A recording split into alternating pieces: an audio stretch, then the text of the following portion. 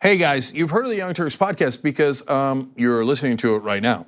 But make sure that you subscribe and give it a 5-star rating if you like it. Thank you for listening. All right, welcome to the Young Turks. Jay Ugrand experience with you guys. Big show ahead as usual. Trump madness. I know I keep saying the 25th Amendment. Guys, he's crazy. He's totally lost his mind. So that's a story a little bit later in the program. Jake now uses that hashtag in his emails to us. Yeah. When he's like pitching a story that we should do on the show. I just do hashtag 25th Amendment. I'm gonna start doing it about other people that aren't even president.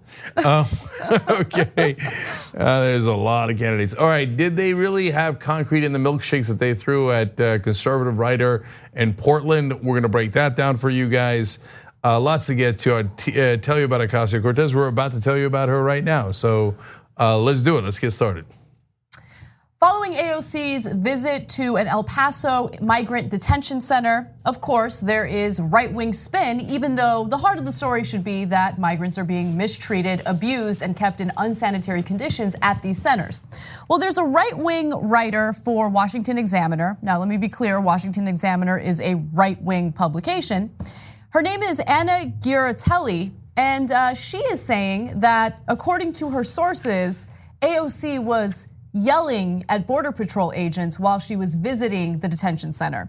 Here's her tweet. She says, Representative Alexandria Ocasio-Cortez screamed at federal law enforcement agents in a threatening manner during a visit to a US Border Patrol facility in El Paso Monday afternoon and refused to tour the facility, according to 2 people who witnessed it.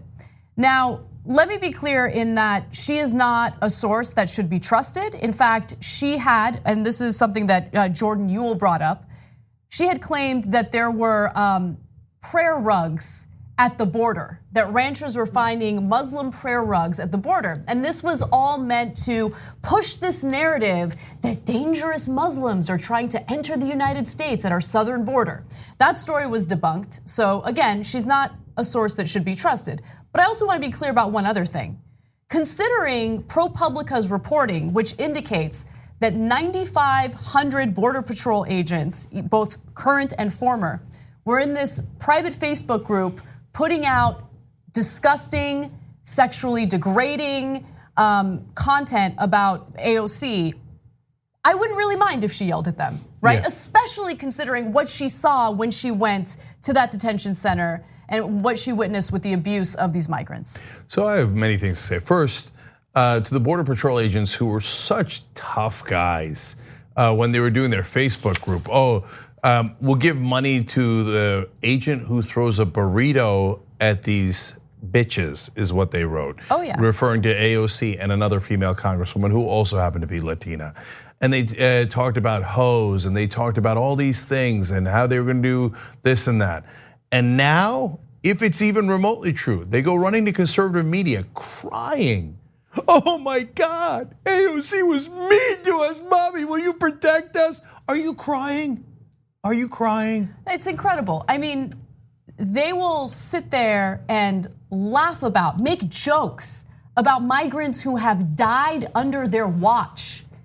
And then they turn around and they cry when someone allegedly yelled at them. Again, I don't know if she yelled at them or not, right? I don't trust the source. No, I don't believe it at all. Yeah. It's actually now warped because all conservative rumors and conspiracy theories warp immediately. It started with speaking to them in a threatening manner. How she explained, it's like, I'm 5'4", threatening how, right? And you guys have guns. So what, threatening how? What does that even mean, right? And then it became yelling, and then it became yelling, screaming, and crying. There are no reports of her crying. I know. This is all made up.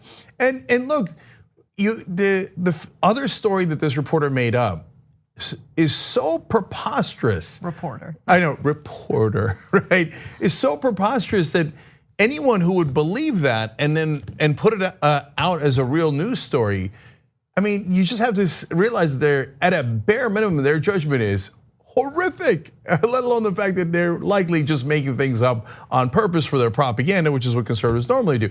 Prayer rugs at the border, really? From Juan Bin Ramirez? Okay, it's obviously to scaremonger people like, oh my God, they're all brown. And I can't tell the Mexicans from the Arabs. There's prayer rugs. You know what one of them turned out to be? They're like, we have evidence, everybody's like, really? Let's take a look. It's the only picture they ever showed. Turns out it was a soccer jersey. Of course. Of course! No, but everybody knows that devout Muslims like to pray on soccer jerseys. Oh yeah, that's I mean, a well-known it is the prayer fact. rug of choice. No, but I want to also remind you guys of the story that ProPublica broke, because let's not get distracted by nonsense and false stories coming from the right. So again, this is from the ProPublica piece, perhaps the most disturbing post, and this is again from that private Facebook page, perhaps the most disturbing posts target Ocasio-Cortez. One includes a photo illustration of her engaged in oral sex at a migrant detention center. Texts accompanying the image reads, "Lucky illegal immigrant glory hole special starring AOC." So that's when AOC had not come into the building and they were tough guys. Then AOC comes to the building and they're like, oh, she was threatening us, she was threatening us. What happened, tough guys? When it's little kids and you lock them up in cages, you're really tough. When they die and you spit on them proverbially and say, if he dies, he dies. That's a direct quote from one of these Facebook posts. You're a tough guy, right? When AOC's not in the building, you're talking about this, that, and the other thing, and you're so tough. She comes in the building, you start shaking. And then you go run to conservative mommy and say, mommy, she threatened me. Oh, you're so tough. And that's the thing with all bullies. They're not actually tough at all. It's insecurity that breeds it. And so they want to go take it out on defenseless people because in reality, they're not tough at all. Let me give you more. Another is a photo illustration of a smiling President Donald Trump forcing Ocasio-Cortez's head toward his crotch. The agent who posted the image commented, "That's right, bitches. The masses have spoken, and today democracy won." I will give them credit for acknowledging that Donald Trump likes to sexually assault and rape women. Yeah, it's probably not. Well, like with a lot of conservatives, they celebrate that. And that's why they were celebrating that image. So to use your vernacular, now that a congresswoman, by the way, the youngest female congresswoman ever in United States history, has come into the building and actually stood up for the defenseless, do you feel threatened, bitches? So you like to use those terms, right? Now they'll cry about this, I guarantee it. Oh, the good people of Border Patrol doing their jobs and crushing those people and making sure they never get any showers and making sure they're locked up in cages, and if they die, laughing at them. Are you impugning their motives? Goddamn right I am. And if she didn't yell at them, I wish she had. Yeah, exactly right. I mean, like the story is being reported by conservatives as if even if it were true, it would be a bad thing. No, these are people who are abusing their power. Now we know that the right wing doesn't see this as a bug, but rather a feature. And so instead of focusing on the fact that now dozens of migrants have died under Border Patrol custody, and instead of focusing on how they're being kept in unsanitary conditions and they're just being abused every single day, they've decided we're gonna go after AOC because she allegedly yelled at Border Patrol agents, please. Now let me give you AOC's response quickly. This is graphic 6, she says, to these CBP officers saying they felt threatened by me, they were literally discussing making a GoFundMe for an officer who attacked me on my tour. They confiscated my phone and they were all armed. I'm 5'4". They're just upset I exposed their inhumane behavior. That is a leader. That right there is a leader. And Nancy Pelosi should take note. No, I believe she has taken note. And let me give you a statement that she just recently gave to Yahoo News. Because Yahoo asked her, do you think we're really headed toward fascism? And here's her exact quote. Are we headed to fascism? Yes. I don't think there's a question. If you actually take the time to study and to look at the steps and to see how government transforms under authoritarian regimes and look at the political decisions and patterns of this president, the answer is yes. Man, she doesn't scare easily. So if you're gonna come at her, you're gonna have to come a little stronger than that. And you can tell, again, they're just bullies. And the minute you push back, they cower, and they should. And what I was gonna say is that, look, 9,500 people were on that Facebook group. There's only 20,000 Border Patrol agents. So it doesn't mean that everybody in that group was Border Patrol, but obviously a lot of people there were Border Patrol or connected to Border Patrol. So that's a huge percentage. It's not a few bad apples.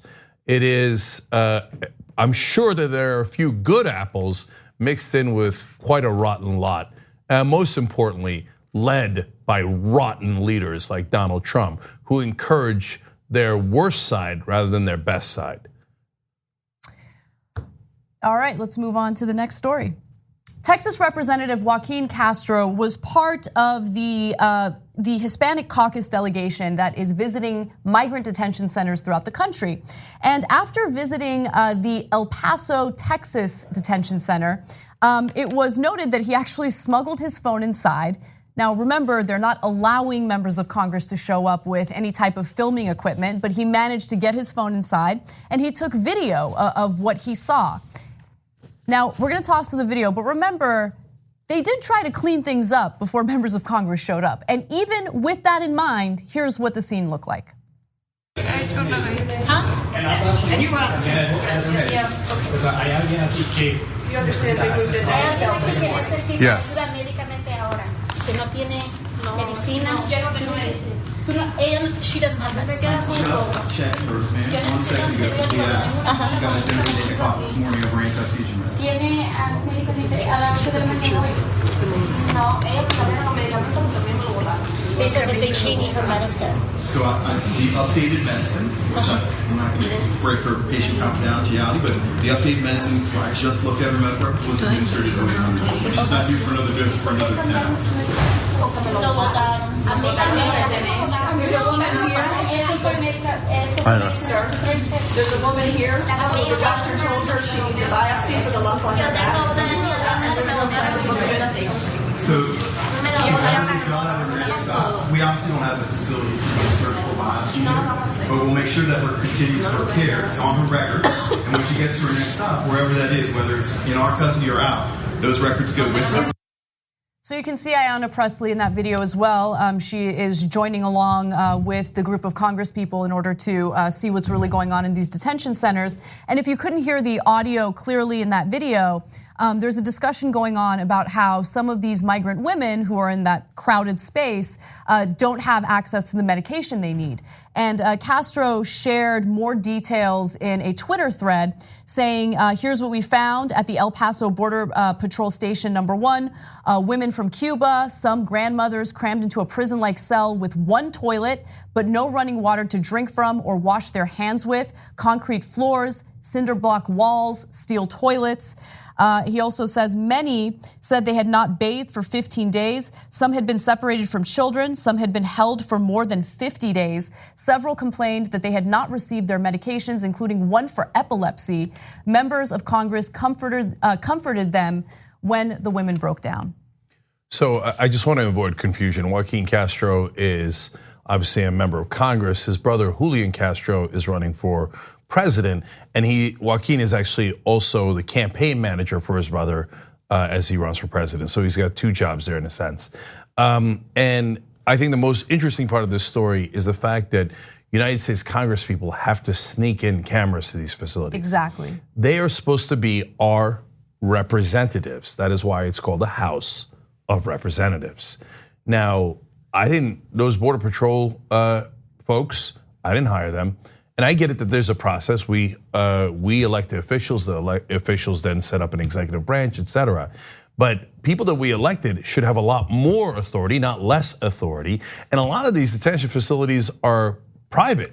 So wait a minute, they're not even government officials. So private corporations in some instances are saying, no, I will tell the people's representatives what they are allowed and not allowed to do, and they'll like it. No, they won't like it, and I'm glad he secretly recorded it. I hope they all do. And the reason they don't want him recording it is because people have a different point of view when they read a story and another one when they see it with their own eyes. So if you had read that a guy washed up ashore trying to cross the border with his 23-month-old baby, you might be touched by that, you might be moved by that. You see the picture, it's a whole different story. And that is why when, for example, we were doing the Iraq war, the Bush administration was desperate to not have the media show any of the caskets coming home, let alone the bodies, let alone the dead, right? But not even the caskets, because then people might turn against the war. Because that's the reality. That was our boys coming home in caskets. In fact, what was the one thing that our government was enraged with Chelsea Manning about? It was that video, right, of the Apache helicopter, that's right. Exactly. So it's one thing to read a lengthy, dense article about what happened in that situation. It's a completely different thing to watch the video and to see how our military actually did a strike against reporters, or I'm sorry, first responders in that case. Both. Yeah. So you see the reporters, and it's fairly clear that they're reporters. And if you read that, you might think, fog of war, you can't quite tell. But when the first responders come in after the first strike against the reporters, they are clearly first responders trying to help the wounded and the dead. And we hit them with a bomb and kill them. So when you see it with your own eyes, it's much worse. That's why the government's like, lock up Chelsea Manning, lock up Snowden, lock up Assange, lock up anyone who will actually bring you information. We got most of the media under control, they're on a leash. But these guys are, we can't control them, so we're gonna imprison them. The rest of the media are cowards for not sticking up for those folks, okay? So now in this case, it's incumbent upon congressmen, because they won't let the media in. God forbid the American people should find out the horrors that our government is committing. I'm sure that the Germans back in the 1930s wouldn't have let you into their camps either. Wouldn't have let the media in there, and maybe people from other parties. And they would have said, it is important for the security of the state. But it would have been imperative to get video out of there, wouldn't there? Now back then it would have been pictures. It would have been imperative. And look, I'm not above it. Even though I read 1,000 articles about this, when I saw the video, I was more affected. I mean, there they are. They look like your aunt. Maybe a lot of right wingers don't think that. They're like, they look different than me. I can't relate. To me, they look human. That looks like it could be my mom. It could be my aunt. And they're all lying there on concrete. There's no facilities. I mean, at a bare minimum, let alone the lump on the back, let alone the missing medication on the epilepsy, etc. Look at how we're treating them. Just putting them in this tiny little area and making them all lie on the concrete, treating them so inhumanely like this. And then when you hear about the kids who had the outbreak of disease that was created inside the facilities. So it's because it's so unsanitary. That's why the flu began, and that's why some of them have died. And you see the video and you connect the two, you go, now I get exactly how that could happen, and how everyone in the building knows how bad it is, but none of them are doing anything about it. Right. And as always, the fish rots from the head down. And that's Donald Trump, who probably looks at that video and might celebrate, because he wanted to be vicious to them. So I guess mission accomplished. Exactly, and I actually want to clarify something or correct something that I said yesterday, because I had mentioned how, look, Trump is pushing for this friendly relationship with Kim Jong-un because he hasn't really delivered much to his base. I mean, the only thing he's really accomplished is tax cuts for the wealthy. Most of his base doesn't consist of wealthy people, right? And then someone called me out and said, no, his viciousness toward these migrants is something he's delivering to his base. And that person was absolutely right. So if you're watching this right now, thank you for pointing that out. This is something that appeals to, unfortunately, a significant portion of the country. And this is the reason why it's important for us to take a step back and take a good look at ourselves. Because while we talk about how great we are and how we should, do these interventionist wars to spread democracy, in reality, we don't care about the lives of other people. We barely even care about the lives of people living in our own country. So look, this is the only place in media you'll hear this. So Republicans support Donald Trump to the tune of 90% of the Republican voters. So when they see that video, they see something that they like. So it's not like these conditions are new. They've heard about them 1,000 times. And they've never abandoned Trump over it. It's not the bug, it's the feature. So I know the rest of the media is scared to call it what it is, but the Republican voters are the monsters. We live on different planets, and people like Joe Biden keep asking me to get along with them. Sorry, I'm not going to. I'm gonna fight them. Yes. And we're gonna win. Because more people are decent and look at that video and are horrified than are people that are indecent. But the indecent is a significant minority of this country. Somewhere between 25 to 40% of this country are the bad guys. And no other media will tell you that. They're so scared of Republicans. But if you look at that video and you think, got him, right? You're a bad person. You're the bad guy in the movie. You're the one we have to overcome so that the force of goodness can actually win. So Jesus didn't come in and go, the poor, the needy, let's lock them up. Let's make them sleep on the concrete floors. No, he said you help the poor and the needy. So if you think you're being a good Christian by being mean to those people, by being vicious to those people, you're 100% wrong. You're the worst kind of Christian, the worst kind of American, and the worst kind of person. Am I clear enough? We got to take a break, but when we come back, let's save some of that rage for Brian Kilmeade, who has compared these detention camps to house parties. We need to talk about a relatively new show called the Republic, or UNFTR. As a Young Turks fan, you already know that the government, the media, and corporations are constantly peddling lies that serve the interests of the rich and powerful. But now there's a podcast dedicated to unraveling those lies, debunking the conventional wisdom. In each episode of the Republic, or UNFTR, the host delves into a different historical episode or topic that's generally misunderstood or purposely obfuscated by the so-called powers that be, featuring in-depth research, razor-sharp commentary, and just the right amount of vulgarity.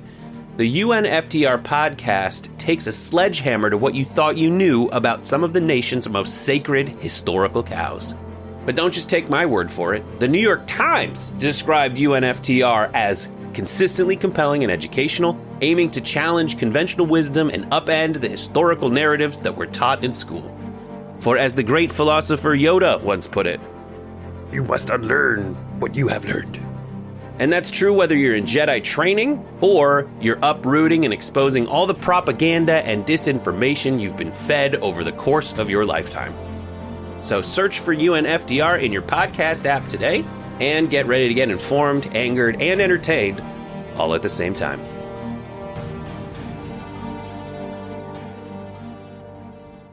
Be right back. All right, back on the Young Turks. Let's do member comments. Silent Approval says the narrative is hard to control when people see video of the truth. And that's exactly right. Nicholas Ward says, and these monsters are charging taxpayers over $700 per person per day for that horrible treatment. Where's the money really going? Another excellent question. You know what kind of an unbelievable hotel room $700 will get you a night? And instead they're sleeping on concrete floors. But somebody's getting paid. Somebody's getting that money. Geo Group. Yeah. Chris asked a very good question. AOC went down to see the detention camp. So where was Pelosi?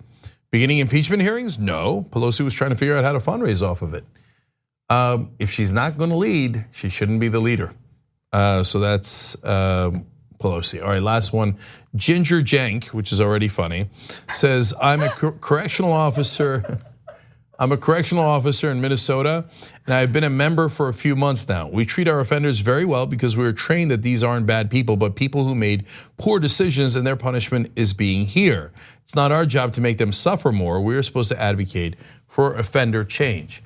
Oh my God, bless your heart. And your supervising officer and the person who runs that facility for actually teaching you the right things, it's actually really encouraging and gives me a little bit of hope that at least some folks are mindful of that and are teaching it and executing it correctly. Look, I think it would be, and I know this is not an easy thing to do, especially if you're the breadwinner in your family and if this is risky, financially speaking.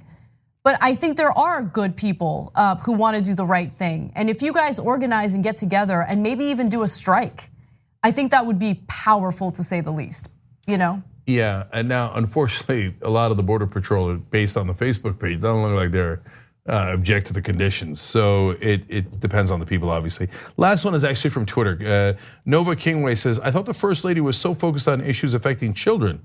She seems missing in action when it comes to the atrocities plaguing those poor children in detention centers. But isn't that funny? Like Melania, Melania. Be best. Yeah. There's somebody else that did hashtag be best. That's right. Yeah. Where is she? In hiding, of course. Maybe her and Pelosi are lunching together. By the way, some of you pointed this out yesterday. And Nancy Pelosi's son has gone to Mar-a-Lago for New Year celebrations. Gross. Must be so comfy in that club. It definitely doesn't look like those detention centers. They're all very cozy together. So I'm trying to find a clever segue, but I can't think of one. So I'm just gonna tell you about it. Yeah, go. NordVPN. Go. All right, protect your online activity. You never know who's watching. You never know who's gonna try to hack into what you're doing. You don't want people knowing your business, so go to nordvpn.com/TYT, because if you use that URL, you're gonna get that fat discount, 75% off for 3 years, and you get your first month free. That's PHAT fat. Okay, Yes. fat discount. Okay. All right. Recently, the fine people at Fox News decided to cover the disgusting and unsanitary conditions that migrants are being held in at these detention facilities. The only thing is they're not referring to them as disgusting or unsanitary. People like Brian Kilmeade are comparing them to house parties. Take a look. Picture yourself, you have a house, family of 5, you have a party, you have 30 people over, maybe you have a big party, you have 100 people over, and you have 2.5 baths.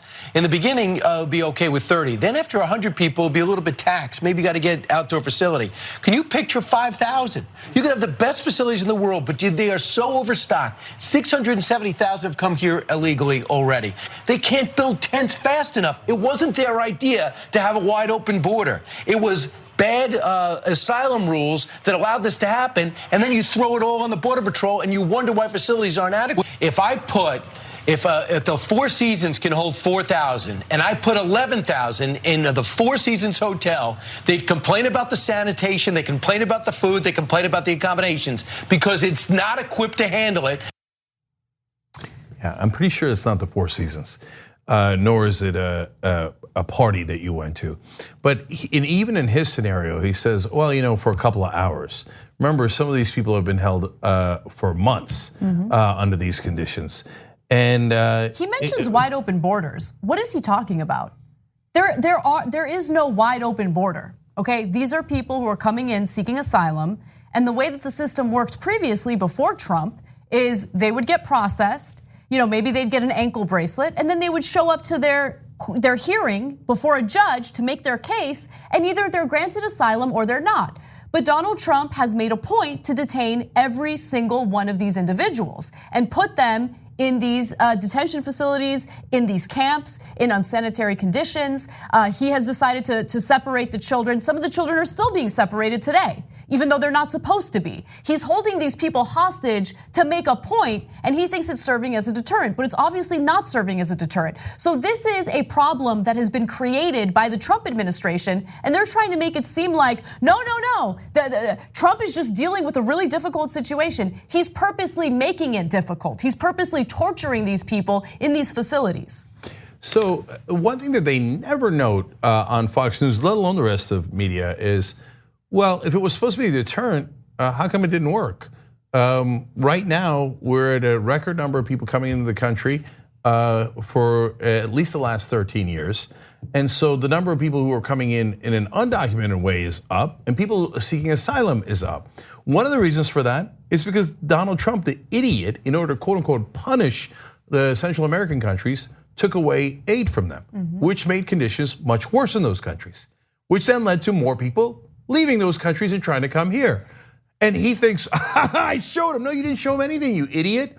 That you caused more undocumented immigrants. But the people seeking asylum, you've got to stop calling them illegal. I know Fox News is never bothered by facts and reality and the truth, but they're seeking asylum in a legal manner. They enter in a legal manner, they seek asylum in a legal manner, and if they lose their hearing on it, then they go back to their home country. Right. That is legal. Actually, I want to focus on that a little longer, because when you hear the Trump administration and right-wingers argue that we have a broken immigration system, that we need to fix our broken immigration system, they're specifically referring to the legal means in which people enter the country, seek asylum, and become US citizens, right? So Trump hates the fact, and he said it, he's transparent about it. He hates the fact that there are immigration judges. He doesn't understand the need for them. He thinks we should just turn every single person away, regardless of what their situation is back at home. So our current laws indicate that if you are politically targeted, right? If you are worried about your own government coming after you and murdering you because you might be critical of your government, well, we have asylum laws that are meant to protect you. So again, it's a legal means in which migrants come in, and again, they're supposed to be seen before a judge, and a judge makes a decision in regard to their asylum case. Trump doesn't want any of that. He wants to kick everyone out. He wants to turn everyone away. And what I want to bring up is all you right-wingers, and particularly all of you Cuban refugees who came into the country in the 1950s, and you were granted amnesty. How are you going to turn around and look at these migrants who are fleeing violence in their own countries and tell them, no, you're not allowed, you're not welcome? No, the Cuban Republicans, not all Cubans, obviously, right? And a lot of young Cubans are now very progressive. Sad day for the old timers who are still bitter. But for the Cuban Republicans, if you complain about amnesty, you are the world's largest hypocrite. You literally received amnesty. And for you to then turn around and go, yeah, but my fellow Latinos, it's not me. What do I care? Lock them up in cages and make sure they don't get amnesty. Well, you're a terrible person. And so just live with that. So AOC responded to Kilmeade, and I want to share her tweet with you. She directed it to Kilmeade. It says, hey, Kilmeade, what was the last party you went to where you were locked in a cage under armed guard, drank out of a toilet, and given food of such poor nutritional value for so long that it gave you mouth sores? Actually, there's some chance that he was at such a party. Oh, woo, zinger. Okay, I mean, Yes, the pit bull horns were correct in this context. There's no way that other Fox News personalities like Keith Abloh weren't at parties like that. So I don't know which ones Kilmeade went to, but you got that analogy out of somewhere. All right, let's move on to our next story.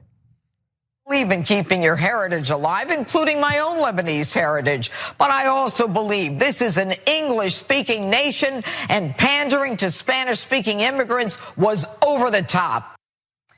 There is Jeanine Pirro arguing that the Democratic candidates who were speaking Spanish during the first night of the debates were doing the wrong thing. This is an English-speaking country. She was also very frustrated about the fact that several of the candidates raised their hands when they were asked whether they would provide health care to undocumented immigrants. Let's hear her argument there.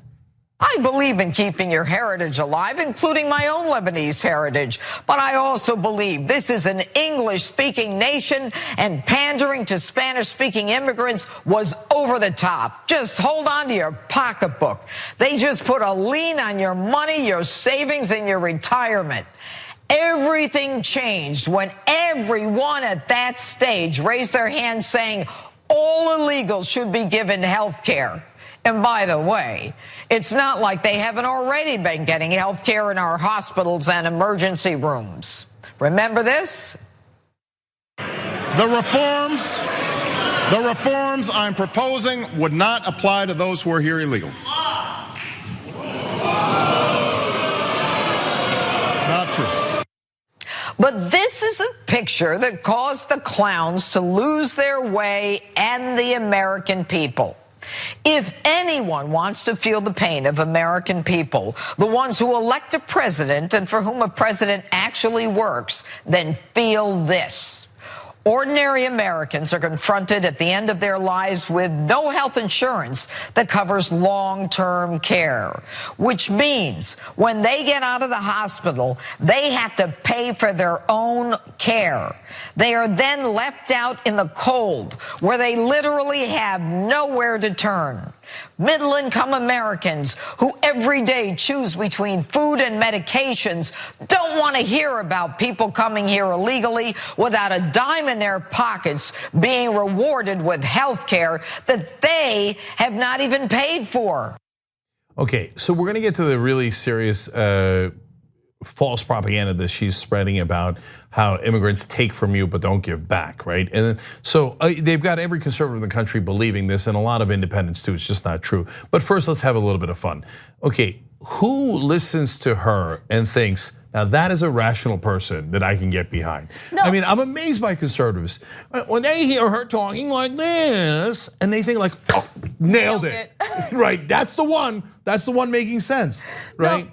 And look, on the smaller points, like, somebody speaks Spanish, her head blows up. Now, she says that speaking Spanish is over the top. She said over the top. She said over the top. Anyway. Okay, yes, speaking like this is not over the top, but speaking in a different languages. Okay, so whatever. Look, was it a little bit of pandering that so many of the Democrats spoke in Spanish? I think it was. Yeah, it was cheesy as hell, and we criticized it. Yes, because we're honest. I preferred it to the German that Trump speaks, but that leads us to the fear, right? But mainly, what's Puro doing here? Oh my God, you are not going to have enough money because of the immigrants. Don't worry about the bankers who robbed you blind during the bailouts. Don't worry about all the corporate donors who took all the money, who give billions of dollars in subsidies to oil companies. Don't worry about any of that. It's the immigrants. That's because of them. You're gonna be stranded when you're old and you're not gonna have any money. You're gonna be in the streets. No. First of all, that's not true either. And Medicare protects you. And guess who's against Medicare? Jeanine Pirro and the Republicans. It's amazing. So, I have so many things to say about her rant, including actual data and statistics regarding how much of our resources immigrants use versus how much they pay in taxes. And yes, when they're undocumented, they do pay taxes, and I'll tell you how. But first off, hashtag Medicare for all, Jeanine Pirro. Right? I mean, she's talking about how elderly Americans are suffering under this current healthcare system. But she does what people in power, especially people in government, typically do, which is let's hoard the wealth, let's look out for our corporate donors, which are exacerbating the situation, actually causing this problem in America, and let's distract Americans by pointing to the powerless and using them as a scapegoat for all of their problems. Really, we're gonna blame all of our economic problems and our healthcare issues on the least powerful people, the most powerless people in the country. I mean, it's pathetic. So let's go to some of the numbers, okay? First off, when she says that we provide healthcare to immigrants, what she really means, they don't get healthcare coverage. What they do get, though, is if they are gravely ill or if there's an emergency, we take care of them if they end up in an emergency room, because that is the humane thing to do. So she's against that. Let's just be clear. She would rather see them just die on the streets. No, but look, guys, that's not hyperbole. That's literal. So if the alternative to not allowing them into hospitals is if they were in a car accident and they're bleeding out, you leave them on the sidewalk and let them die. So if you say you're not in favor of that, then you're in favor of the policy that says, if they show up at hospitals and they're yes, we have to treat them. If you say don't ever treat them, you say, hey, if a kid got run over in the streets, you think you should just leave him by the curb and let him die there. Okay, but own it, because that's the policy you're advocating for. Now, I want to be clear in that we're talking about federal policy, right? Okay, so when it comes to healthcare, there are some states, I believe California is one of them, who will provide healthcare to minors regardless of their immigration status. So that is a states' rights issue, but when it comes to the federal government, we are not providing them health care other than, hey, if they show up to an emergency room, we do provide medical services because we don't want to watch them die. And by the way, you want to know who pushed for that? Ronald Reagan, a Republican. And one last thing about that, if they got a contagious disease, you want them in the hospital and quarantined. You don't want them out in the streets. It doesn't do you any good, even if you're a bitter old conservative, to have people walking around with contagious diseases. So not admitting them to hospitals is a disastrous idea on every count. And if you're gonna admit them into hospitals, which is the logical next step is, well, if they actually got healthcare before that, they wouldn't have to come into a hospital oftentimes in an emergency situation and cost so much more. So now let's go into some of the numbers, right? Because she's making it seem like, all of these Americans who are suffering with no health care, they're suffering because of these immigrants, but that is not actually what's happening. So Rand Corporation has done studies on this. Of the $430 billion in national medical spending in 2000, native-born residents accounted for 87% of the population, but 91.5% of the spending. Undocumented immigrants, 3.2% of the population, accounted for only about 1.5% of medical costs. So let's be absolutely clear right now. Our healthcare is a disaster. It is because of corporations completely influencing our politicians. It has nothing to do with the powerless. It has nothing to do with migrants. Look at the facts, look at the data. Does she provide anything like that? Any facts, any data in her ridiculous, over-the-top rant? Of course not. Let me give you more. The lower medical spending is driven by lower utilization of services. Utilization data from Los Angeles County show that many foreign-born residents had almost no contact with the formal healthcare system. Let me give you more. In terms of taxes paid per household, this equates to $56 for healthcare for documented immigrants and $11 for healthcare or emergency Medicaid services for the undocumented. And that's according to research by the Center for American Progress. All right, I'm gonna give you more numbers too. And this is about how much they pay into the system. State revenues collected from undocumented immigrants exceeded what the state spent on social services provided to these immigrants, such as healthcare and education, by $424.7 million in the year 2005. So that's just one example. So when they say, oh, they're taking from us, that's literally the exact opposite of the truth. According to analysis, in the year 2005, a representative year overall, in the states, they put in $424 million more than they took out from state services. So the correct rant by Jeanine Pirro would be, can you believe these native-born Americans riding off of these poor undocumented immigrants who keep paying into the system, but because they're undocumented cannot get that money out? But of course, they're not gonna do that rant because that would be true and it wouldn't help them fearmonger. Exactly. I have more. I would just, let's go to graphic 4 here. The National Research Council concluded that immigrants will pay on average $80,000 per capita more in taxes than they will use in government services during their lifetimes. The Social Security Administration, for example, estimates that workers without valid Social Security numbers contribute $7 billion in Social Security tax revenues and roughly $1.5 billion in Medicare taxes annually. They put that money in and they never get it back out. So pause, I wanna add a little bit of commentary to that, because why is it that even when Republicans have control of Congress and they have a Republican president, they don't push for immigration reform? They don't push for mass deportations of undocumented immigrants in America. It's because our economy would suffer. Let's keep it real. They're paying taxes for services that they will never get to take advantage of. And I mean, that's just one way they actually help prop up our economy. Of course, there's the farmers who desperately need them because Americans won't take their jobs. Even when farmers increase the wages and offer all sorts of benefits, Americans just won't take the jobs. Don't believe me, read the stories. I'm talking about farmers in the middle of the country who have raised their wages to $15 to $20 an hour, and Americans won't take the jobs. All right, but most importantly, guys, whenever you see this Republican lie, because it is spread wide and far, just counter with this simple fact that I just told you. It's from the National Research Council, there's no question about it. On average, every undocumented immigrant is paying $80,000 over a lifetime more than they're getting out in services.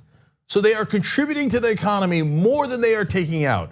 And let alone, by the way, let alone the impact that they're having on the economy overall, the farms and all the other places that they're working. This is just in terms of government services, what they pay in and what they get out. So it's just not true that they're milking off of us. If anything, we are largely abusing them and taking their tax dollars, sales tax, payroll tax, all the other things we've talked about, and giving them almost no services in return.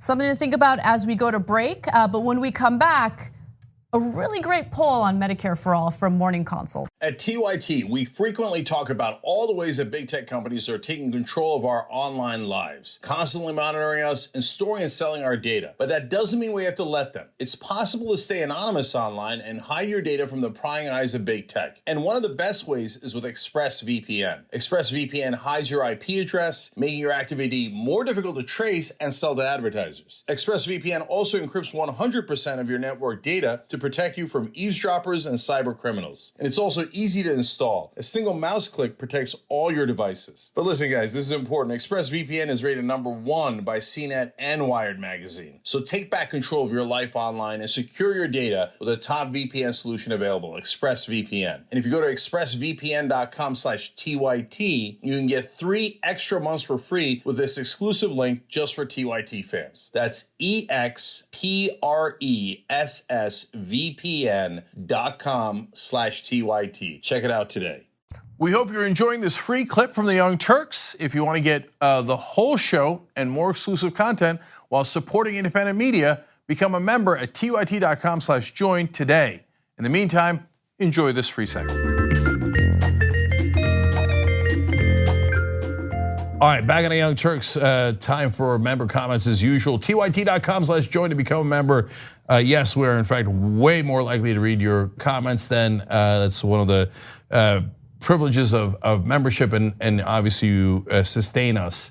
And if you like the progressive point of view that we're putting out there, you got to be a part of it. Otherwise, we can't make it work. tyt.com/join. All right, Brent DeCorn writes in, if right-wingers claim that our taxpayer money shouldn't go to programs you don't want to support, why do our tax dollars need to go into these concentration camps? Good question. Or all the terrible wars that you guys keep starting for no reason. Okay, Eclectic Miscellaneous says, Trump has been in office for over 2 years.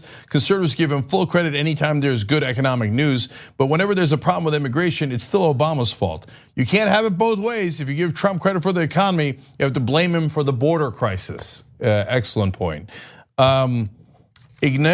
Ignoratio Alenci writes in, Gah, I despise when they call them illegals. A person is not illegal. Jeanine Pirro's stupidity should be illegal. And Jade Kohler says, if you say that undocumented immigrants should just die on the streets, you do not get to say that you are pro-life. Another excellent point. I love our members, and you guys add to the show as well. And last one, it's just because it's fun. Michael says, oh my God, Jenk's Jeanine Pirro impression literally had me ROFL-ing. Well, I appreciate that. Thank you, Michael. All right. Anna. Well, I hope while you were rolling around on the floor laughing, you did so in a good space.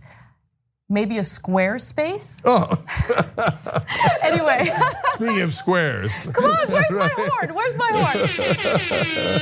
All right, so Squarespace is a great resource if you're looking to create a website. It's super easy. That's how I created my website, annakasparian.com, which I should update soon. And you get a discount if you go to squarespace.com/TYT to the tune of 10%, but you have to go to that URL in order to do so. One of my favorite things about Anna's reads is that she pulls a Dogen Uger, my dad. She loves to talk with her hands. Go to squarespace.com/TYT. I do talk with my hands. Yeah, you get. By the way, you could also go to aspiration.com/TYT. Okay. All right, we have somewhat of a breaking news story involving Nancy Pelosi I want to share with you. The Hill is reporting that Nancy Pelosi has written Donald Trump a strongly worded letter. Ooh, that'll show. What a leader. In reference to the migrant detention camps, which of course are holding migrants in unsanitary and unsafe conditions. Now, this all has to do with legislation that the House passed. The initial form of the legislation, it's a House funding bill, would give the Trump administration, or specifically Border Patrol, $4.5 billion to continue with their terrible operations. But the initial bill actually had certain demands from the administration, to improve the conditions in which these migrants are being kept in. Now, the final version of the bill didn't have those demands. And so Nancy Pelosi is like, hey, Trump, I'm gonna write you a strongly worded letter begging you to please improve the conditions for these migrants. So Pelosi urged Trump to take specific, immediate actions as proposed in House Democrats' initial bill and highlighted 3 policy changes lawmakers sought in last week's negotiations over a $4.5 billion package to provide resources for agencies handling the influx of migrants at the border. So I want to read from the letter that was just released. She writes, "In our conversations, you and the vice president said our 30-day timeline to establish final plans was not achievable, but did not offer an alternate deadline. There must be a date certain to us." What are you doing? What are you doing? This what is are you over. It's done. You already voted. You already voted. Like the money's there. Like you gave him everything he wanted. That's not how you do negotiations. You don't go, okay, look, here's the ransom money. Can you please give me the person you took? Oh, you didn't bring them. Oh, God damn it, I should have asked earlier.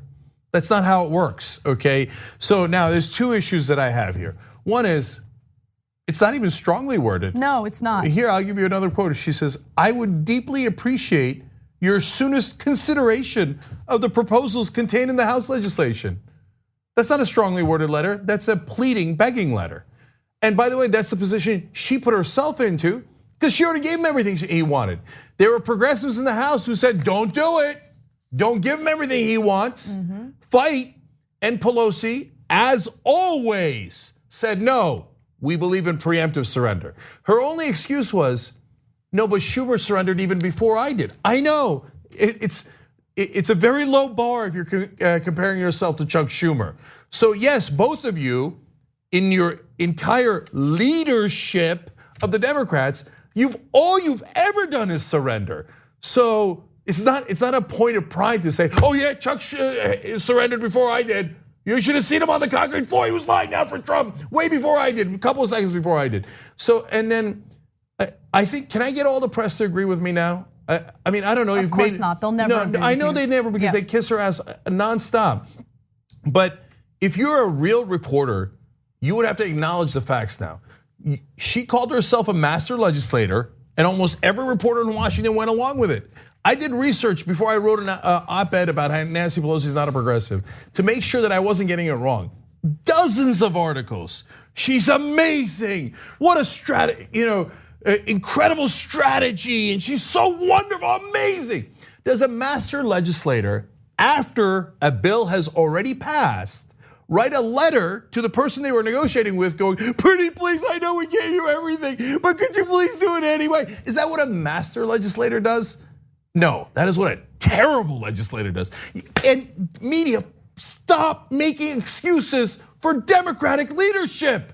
Oh, Jake, you don't understand, they're playing 3-dimensional chess. What part of 3-dimensional chess is giving Trump everything he wants and then turning around writing, I beseech you, I deeply appreciate at your soonest convenience, please, please do the thing that we didn't ask you to, that we didn't insist that you did. You do when we had the power, right? When we had the leverage, right? No, that is not what a master legislator does. That is what someone who should be fired does. Now, you can't fire her from her congressional seat, obviously, but you can definitely fire her from being Speaker of the House because she doesn't speak for the majority of Democrats when she constantly aids and abets Donald Trump.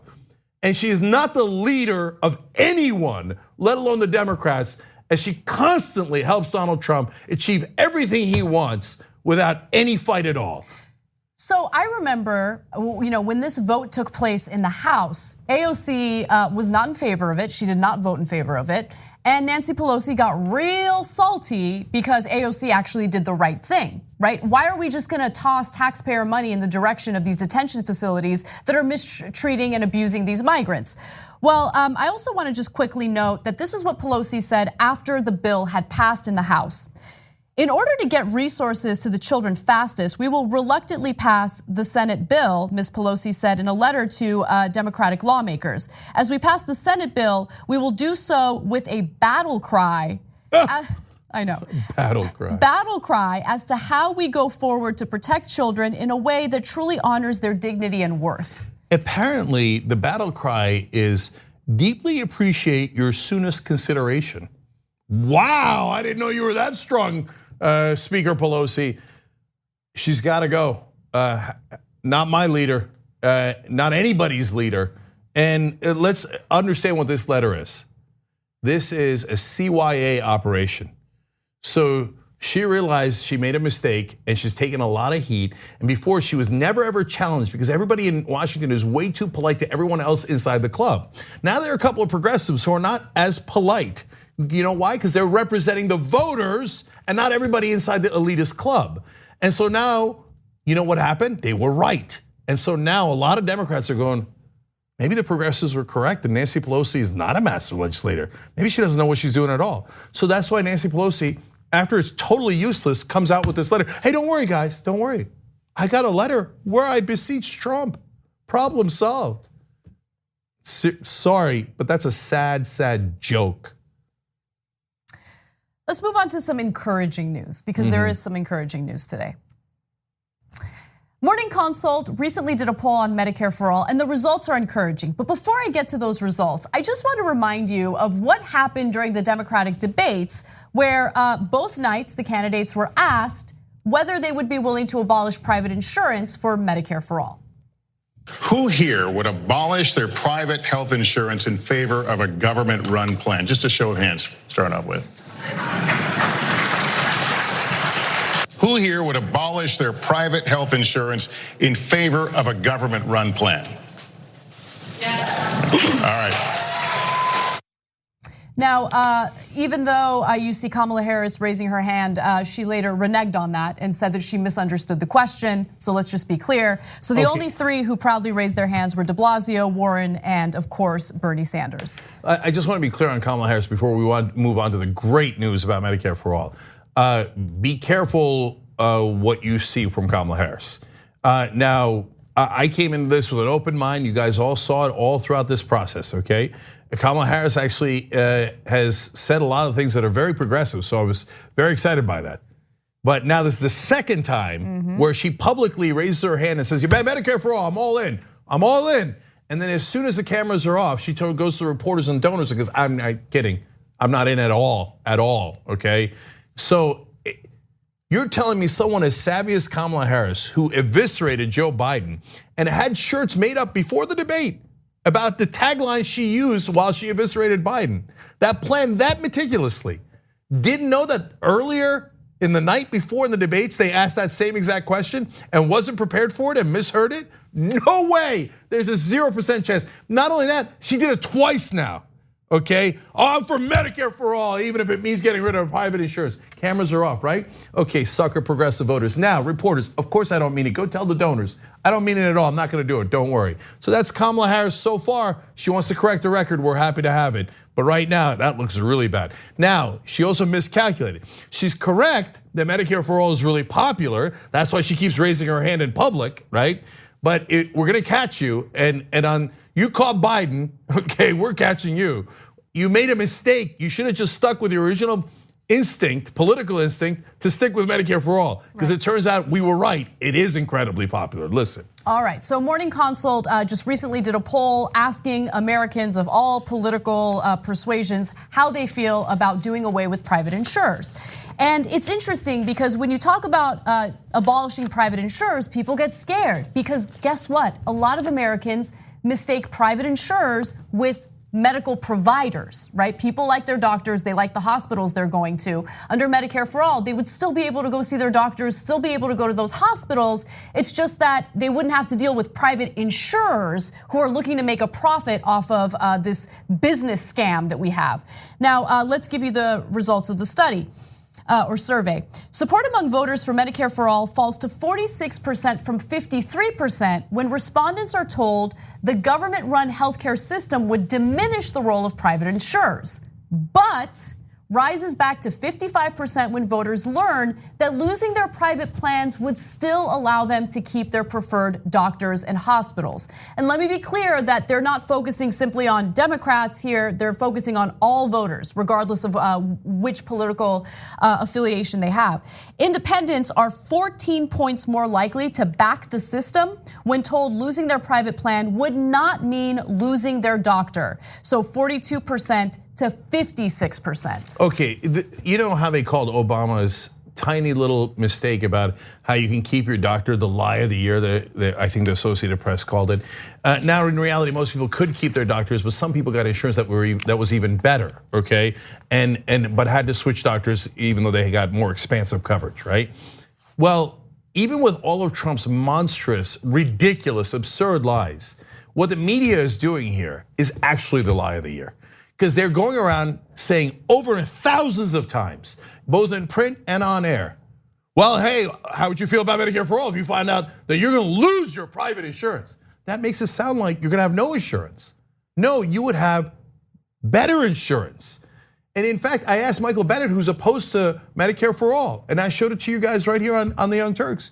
I said, wait a minute, if you lose private insurance, you'd still be insured, right? He said, yes, you would. I said, in fact, your insurance would be better, right? And he said, yes, that the Medicare for All plan is, quote, the Cadillac package. He said it would be, quote, awesome. Now, the rest of the media, they never fill in that last half of the sentence. So they're doing a hatchet job. And look, if it's not on purpose, please educate yourselves. And if you're offended by that, I'm sorry, but you're supposed to be journalists. You don't lose your private insurance and have no insurance. You then have Medicare, actually a souped up Medicare. That is better insurance, more coverage. So you can then cry about, hey, how much does it cost? And that's a whole separate topic, which you're also misleading people about. But you cannot say or imply that they don't have insurance. And it turns out just like we predicted. If you tell people in a poll, but wait a minute, you still get to keep your doctor, your provider, they go, well, yeah, it's more popular, not less popular. Yes. Like if you just say Medicare for All, it's at 53%. If you say, but you don't get to keep your private insurance, but you get to keep your provider, it goes up to 55%. This whole mythology about, oh, people love their insurance. They love their private insurance. No, they don't. They like their doctors. They like their providers. They might like their hospitals. But it's not like, man, I love the paperwork in my insurance. Under no circumstances will I get better coverage. I don't want it. That's not a thing. So what I found fascinating about this survey is, when they broke down the respondents based on which political party they're from, they focus on Democrats, I gave you the numbers, and independents gave you the numbers. But when it came to Republicans, they didn't move, they didn't change their mind, but it wasn't because they think that the plan is terrible, it's that they don't believe that Medicare for All would still allow them to see their providers, because the media did such a great job in taking that one tiny issue with Obama and turning it into like lie of the year. And so, you have Bernie Sanders making this argument and he's abundantly clear on it. And then you have the Republicans who are like, no, we don't believe it. We don't believe it. We're gonna lose private insurance. We're not gonna be able to, we're not gonna have access to the same providers. No, but look, whether it's the Republicans or the corporate Democrats or the corporate media, they all literally get paid to mislead you. The corporate media has gigantic health insurance and drug company advertisers. Billions of dollars are on the line. And even the Democrats who are against Medicare for All, they almost all take money, corporate donations, checks. They cash those checks from health insurance companies and drug companies that make a ton of money off this sick, corrupt system. That is why they are purposely. Now, I often give people the benefit of the doubt and it frustrates the audience. Not on this one. No, you're being bribed. Let's call it what it is. It's the corruption, stupid. Nobody else would be going around going, hey, you lose your private insurance, full well knowing that you get better insurance. Yes. Nobody would not finish that sentence unless they're corrupt, okay? So look at the stunning numbers. Medicare for All and independents, like Anna showed you, 50%, that's already a great number, right? And after, by the way, note that after it has been battered in the press, almost no one in the press, it's not Fox News. Fox News hates it, drives down the numbers for the Republicans who loved it in the beginning when Medicare for All was first announced. Republicans were in favor of it. Then Fox News, oh, it's terrible, Ocasio-Cortez, socialism, Bernie Sanders. And they drove the numbers to about 25% for Republicans. But it's not just them. All of cable news and the New York Times and the Washington Post are all out there misleading people. Whether it's on purpose or not, I'll let you decide, okay? And they should speak to it. Hey, the ombudsmans at the New York Times and Washington Post, are you gonna correct the 1,000 misleading articles that you guys put out there scaring people into, oh, you're gonna lose your private insurance? But when you look at the independents, 50% after it's been battered by all of the press is an amazing number. But it goes down to 42 when you say, oh, but you're gonna lose your insurance. Even 42 is not that bad for people who think they're gonna lose their insurance. And they're still like, I hate the system so much, yes. But when you say, oh, by the way, you get to keep your provider, 56% difference between 42 and 56 is everything. It's everything. You get 42%, you lose. At 56%, you win comfortably. Of course, you won't win because Nancy Pelosi and Chuck Schumer won't even bring it up. Even if they controlled the Senate and the House, and you have a corporate Democrat win the presidency, it's never even gonna be voted on. It doesn't matter how popular it is, because they're also corrupt. But look, the media will not call it what it is because they're part of the same economic system. The reality is they've been bought, and that is why we pay twice as much as any other developed nation, and we have worse results than they do. And then they say, how can we afford to change it? No, how can we afford to keep this current system? Oh, right, a lot of those profits are coming back into their pockets. That's why they all advocate for it. Whether they know it or not, that is their real reason for purposely misleading the American people on this issue. When we come back from the break, milkshakes. Thanks for listening to the full episode of The Young Turks. Support our work, listen ad-free, access members-only bonus content, and more by subscribing to Apple Podcasts at apple.co/TYT. I'm your host, Cenk Uygur, and I'll see you soon.